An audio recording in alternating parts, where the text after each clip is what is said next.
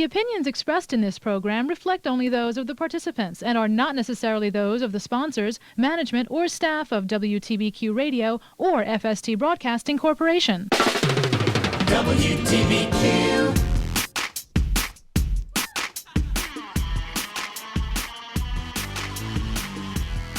Hello and welcome to TG Wellbeing. This show is all about you feeling and looking your very best inside and out. Sharing advice, tips, and information from the leaders and experts in medicine, anti-aging, health, fitness, nutrition, sports science, healthy eating, and motivation. I'm your host, Rob Fletcher, author of America's Next Great Trainer, Transform Your Life. You can check that out on Amazon. Follow me on Instagram at ANGT TV.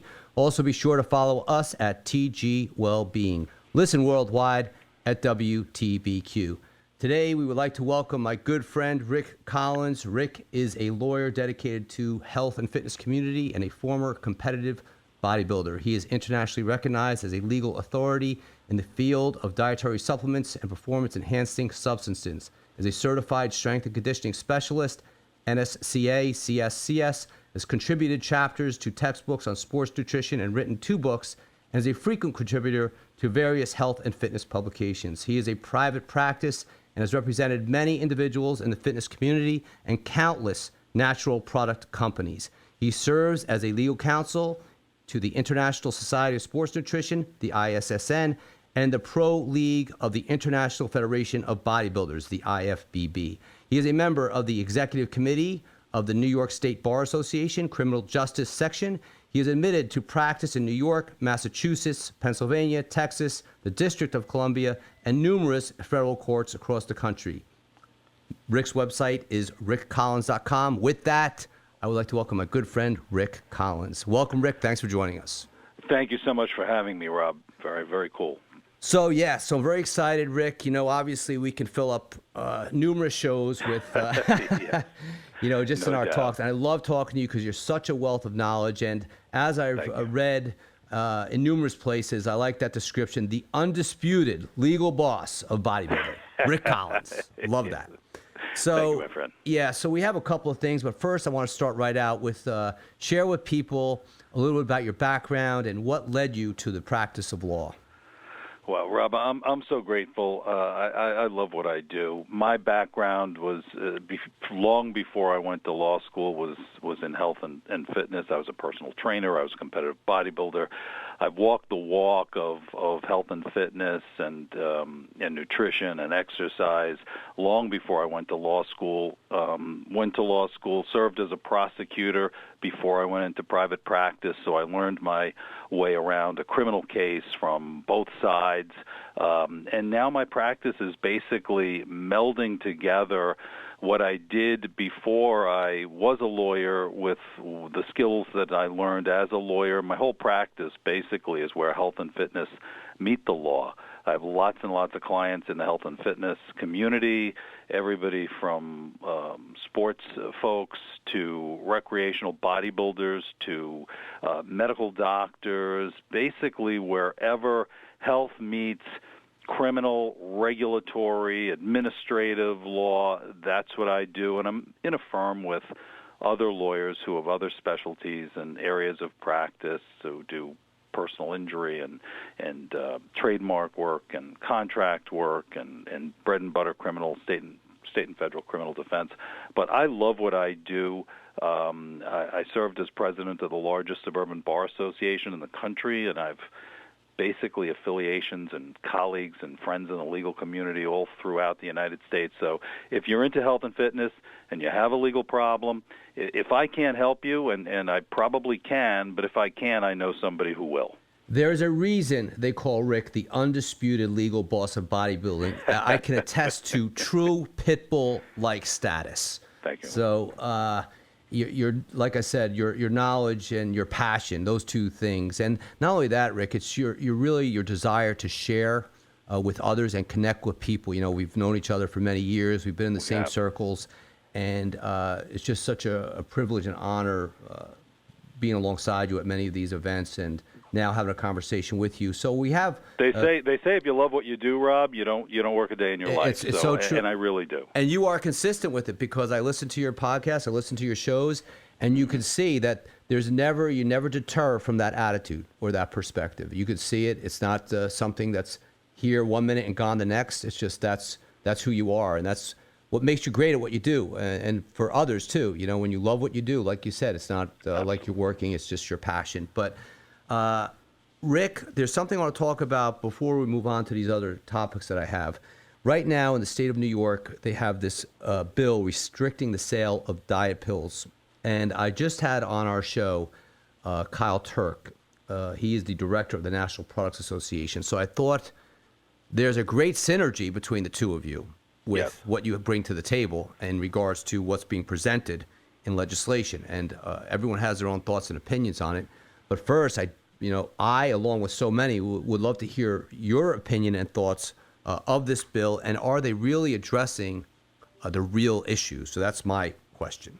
But first, let's start with restriction of the sale of diet pills and muscle supplements. Right, yeah, and it's important to say that second part too, Rob, because it's not just diet pills, it's also bodybuilding, muscle building supplements. So things that you'd find in a health food store that are labeled to build muscle or to help you lose weight. The idea of the bill is to protect adolescents, to protect younger people who may have body image issues or who may be using these things in a way that might hurt them. But we're living in an age where there's an epidemic of obesity.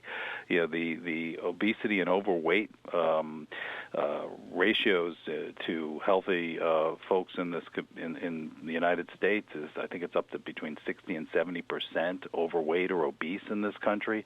So in terms of general health, I think we have to make decisions of what helps the majority of people. And are these bills overly restrictive? Do they restrict in ways that maybe don't really make a lot of sense? And if you look at the bills, some of them, and New York isn't the only place that has a bill like this.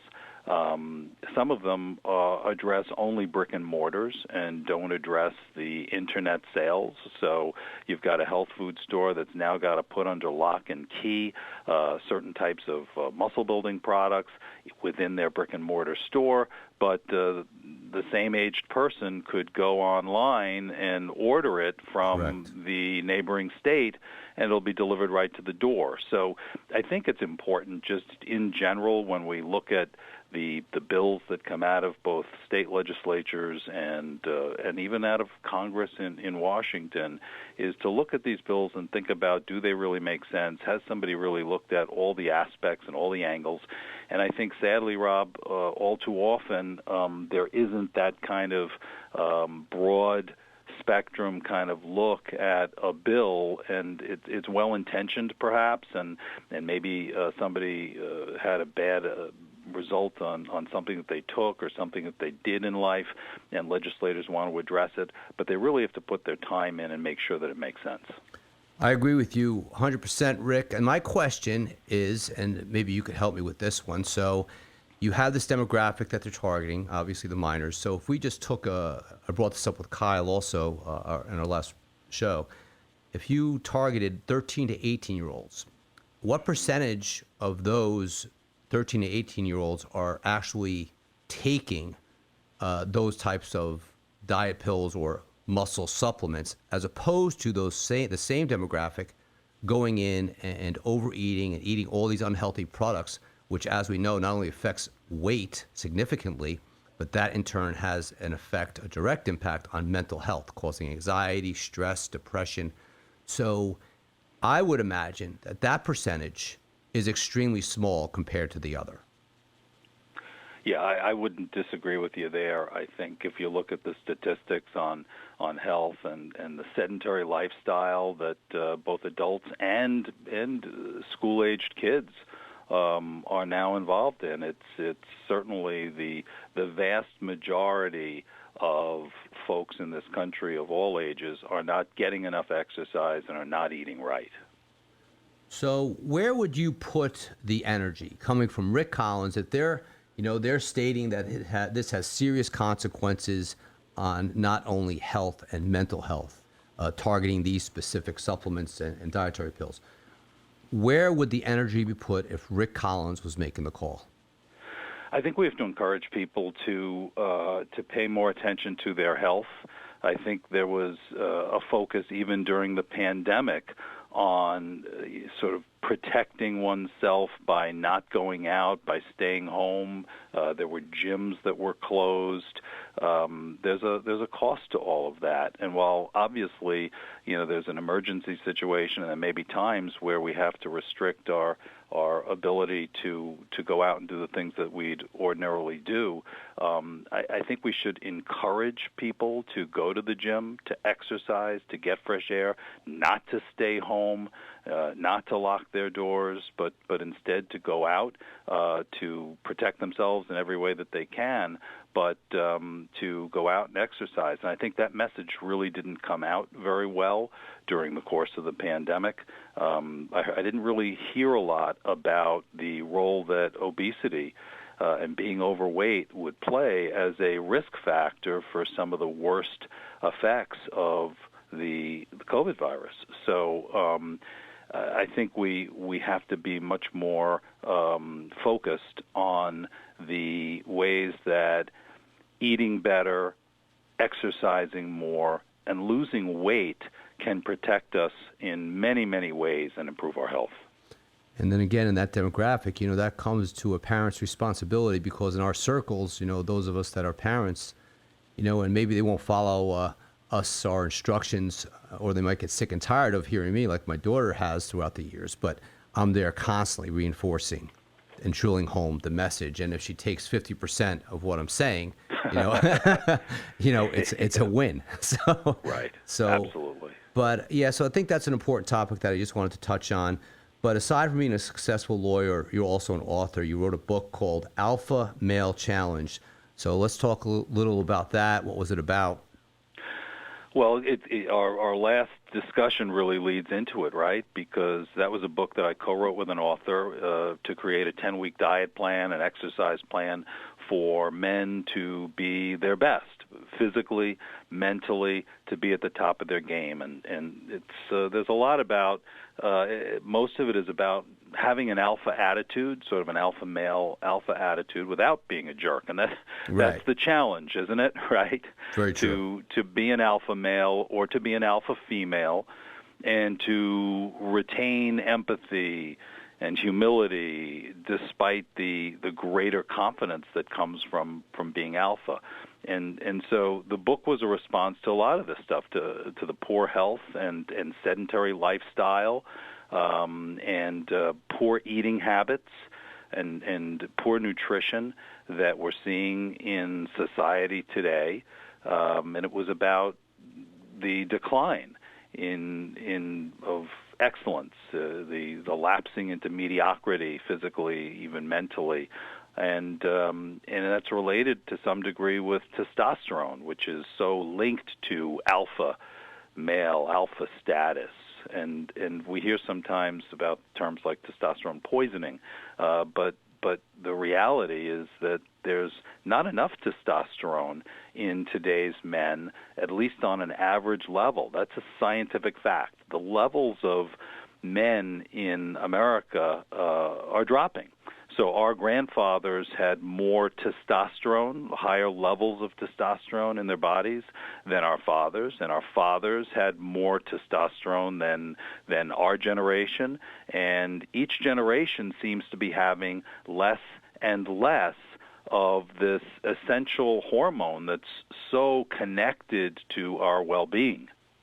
So encouraging for you to hear that from you, Rick, because that is, I think, leading me into many other questions. Like I said, I could fill up 10 shows with you, no problem.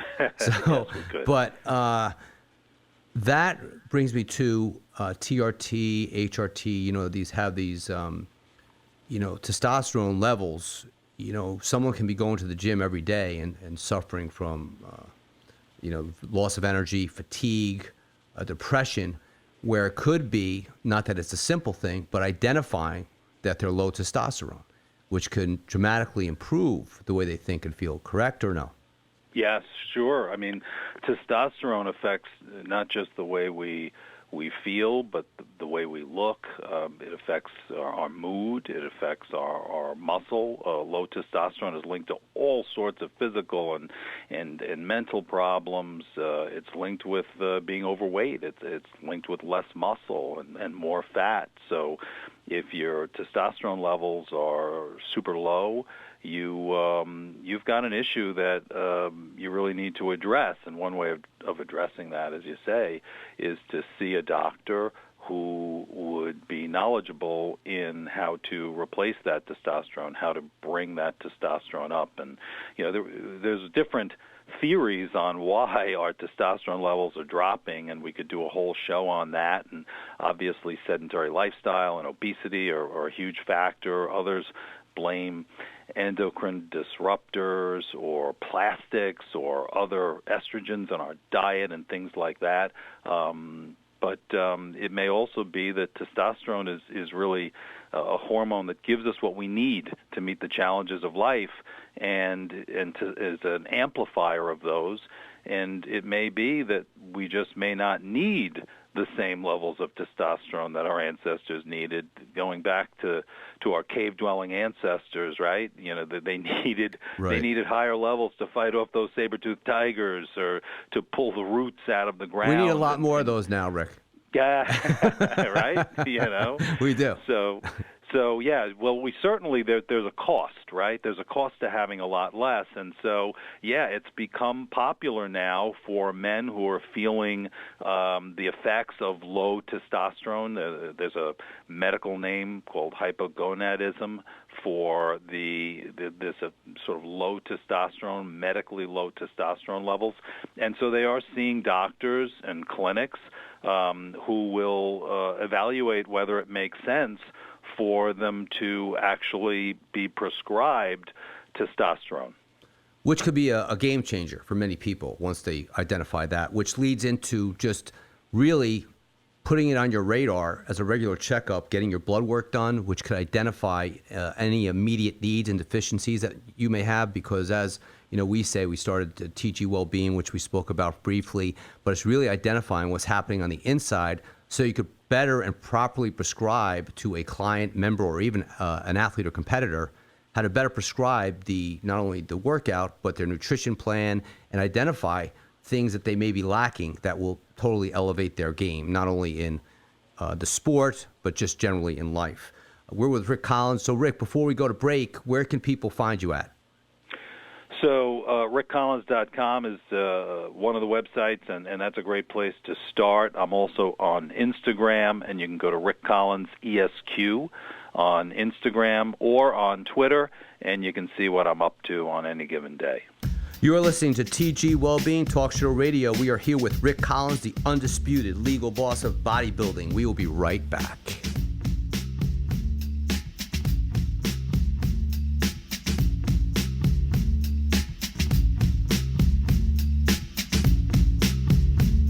Every Good Deed Title Agency is Orange County's reliable title insurance and settlement services company in the residential and commercial real estate industry. This is Bob Krahulik, the lawyer guy here on WTBQ Radio and owner of Every Good Deed Title Agency. I've been in the abstract and title insurance business for over 20 years. Contact me for a free quote on title insurance and settlement services for your next real estate or refinance transaction. Contact Every Good Deed Title Agency at 986-3713, everygooddeed.us.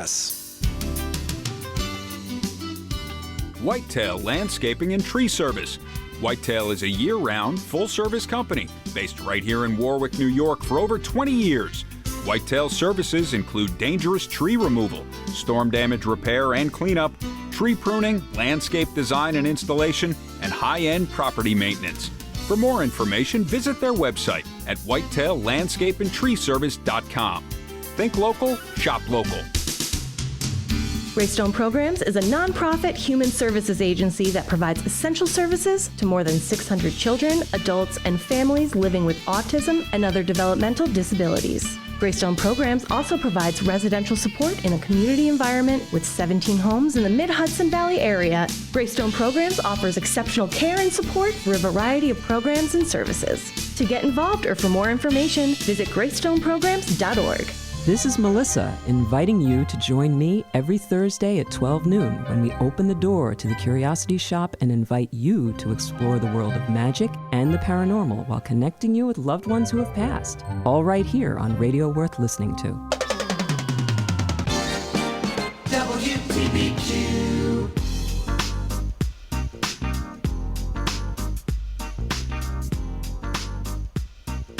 Welcome back to TG Wellbeing Talk Show Radio. We're with Rick Collins, talking about many things to get you right: your health, your fitness, your mind.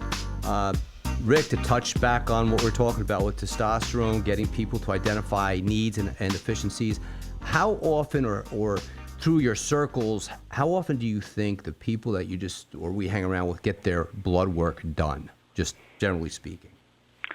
So if you're on testosterone replacement therapy through a medical clinic or through a doctor, that doctor will monitor your levels. So you'll be getting the sort of care that you need to make sure that you're healthy. Obviously, every drug can have possible untoward adverse side effects, and testosterone is similar to any kind of drug. So you'd want to make sure that your doctor is monitoring things like your blood pressure and your cholesterol level and, making sure that you're healthy throughout it, that it's not having any deleterious effects. I mean, what happens sometimes is that people don't go to doctors or to replacement clinics. And, many years ago, back in 1990, the U.S. Congress, we talked before about, laws being passed that maybe weren't so well thought out, but Congress made testosterone a controlled substance back in 1990, and a natural hormone that's not just good for you but is essential for you was put into the same act with heroin and cocaine, right? So it can only be prescribed as a controlled substance for a medical reason. The idea of it was to keep it out of the hands of cheating athletes and all of that. But it did have a chilling effect for many, many years on doctors prescribing testosterone and being open to learning about testosterone. That's sort of changing now as we see more testosterone replacement clinics and doctors, and the popularity and demand has increased. But for a long time, it had a chilling effect. And so a black market arose, and there are people who are using testosterone or other anabolic steroids non-medically for physique enhancement, for cosmetic reasons, and some of them don't get their blood work done regularly, and they don't check their blood pressure, and that's not a good place to be. So if somebody is doing that and is using some steroids or some other types of drugs that they bought over the internet to try to change the way they look or improve the way they look, to not get regular checkups and to not have a doctor monitor it is just a bad idea. You're going down the wrong path. Now, just real quick, interestingly, I came across what really helped your career, so I just wanted for you to confirm this now. Was it actually Ben Johnson? Was that true? Ben, that whole incident? It's funny. I credit Ben Johnson, and I did a few years ago. I had a panel that I was on in a conference, and I had the opportunity to meet him in person. And Ben Johnson, for those who don't remember, was the Olympic sprinter who in 1988 in the Seoul Olympics set a world record, amazing 100-meter sprint, and then tested positive for an anabolic steroid. And the world went upside down, and Congress enacted that law that we just talked about, largely in response to Ben Johnson's, and he was a Canadian, and he beat the American Carl Lewis, largely in response to his athletic cheating by the use of performance-enhancing drug. And so in the aftermath of that change in the law, my practice exploded because I wound up representing just countless folks in the fitness industry or who are interested in fitness who are either possessing or selling or importing or otherwise involved with anabolic steroids, which was the law that Ben Johnson really prompted. And so it was interesting to actually meet him, and I kind of, had a private conversation where I said, look, you're largely, I have to credit you for so many years of a successful law practice, because it was really, that was the catalyst to Congress's action with respect to testosterone and anabolic steroids. And I remember watching him, and I first saw that guy, I just thought he was a freak. I just said, those quads, that guy is a beast. Unbelievable. Yeah, he was a beast. So do you think their perspective, TRT, or when you talk about testosterone and these things, we know, in our worlds and our circles that, there's a certain stigma attached to it. But now, do you think more are becoming aware of the true value and benefits, like you acknowledged earlier? Some will definitely go to try to enhance themselves physically and do it for the reasons and not being properly monitored. But do you think there's a better understanding and more awareness to the true benefits of getting the blood work done, identifying low testosterone, and the value that it could bring to a healthier lifestyle? I do. I think the popularity has increased over the last few years. There's also been some pushback, and so there was a class action lawsuit that was filed. A whole bunch of them were consolidated in Chicago a few years ago, claiming that there's cardiac risks that are enhanced because of testosterone replacement therapy. But that doesn't line up with the experiences that I hear from so many men in our community whose lives are changed in a positive way by medically supervised testosterone. Well, the thing now, I think it's really the education, and by having you on the show, it's really, I think, for some, it's going to be an eye-opener to actually maybe identify that could be a potential problem, for those suffering from fatigue, even depression, PTSD. I know these that, from what I understand and from what I've read, that could have a direct positive impact on someone's perspective or performance, not only in a sport, but just in day-to-day living. Yeah, there's definitely both physical and mental benefits to being optimal in your hormonal profile. So, making sure that you get it checked out, even if it's going to your annual physical, and asking and making sure that your doctor tests for it. So in closing, we have a couple more minutes. So, these clinics are popping up. Advice as to looking into a clinic where it would be, offering those products and services of hormone balancing, injectables, TRT. What advice could you give, or what do you think? Where should people start? So I think the best place to always start is with your family physician and whoever your internist or your main primary care physician is to talk about it and maybe get your levels checked.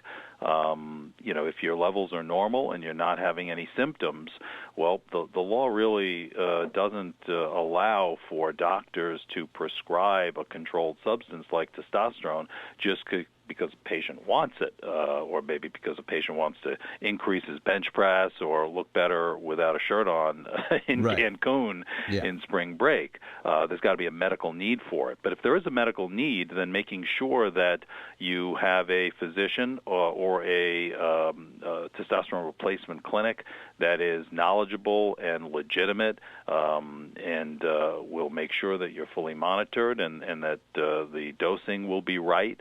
There's a difference between a replacement amount of testosterone and the sort of supraphysiologic doses that some people who are looking to to maximize their muscle size may be using, and the difference between a medicine and a poison, as they always say, is the dose, right? So making sure that the dose is right. I've met with and spoken with endocrinologists who are supposed to be the ones who are really trained in hormones, And I've often found that they don't really have the best grasp, many of them, of male hormone replacement. They seem to be more knowledgeable and experienced in women's hormone replacement or in thyroid replacement, but not so much with testosterone. So look around and get a doctor who really knows about male hormone replacement. Well, we're going to have you back on the show, Rick, because I was going to dive into another topic, which this is why I love to attend Dr. Robert Gold, a mutual friend of ours, Dr. Goldman's anti-aging conference. It's just filled with real educators and people that are really dialed into the research and the science of it all, and you can really learn a lot at those conferences. But in closing, Rick, where can people find you again, and we'll make it a wrap. So knowledge is power for sure, to wrap that up. And yes, I welcome everybody to come visit me either at my website, rickcollins.com, or on social media. So Rick Collins Online is my public Facebook page. Certainly follow me there. And Rick Collins ESQ, like Esquire, Rick Collins ESQ. You can find me on either Instagram or on Twitter. Rick Collins, the legal boss of bodybuilding. Rick, I can't thank you enough for joining us today. Very much looking forward to having you back on the show and seeing you very soon, as a matter of fact. So, thank you, Rob. It was absolutely. A pleasure. Pleasure here, too. Thank you, Rick Collins. Thank you for joining us today. Listen worldwide at WTBQ. Follow us on Facebook and Instagram at TG Wellbeing. Tune in. It may change your life.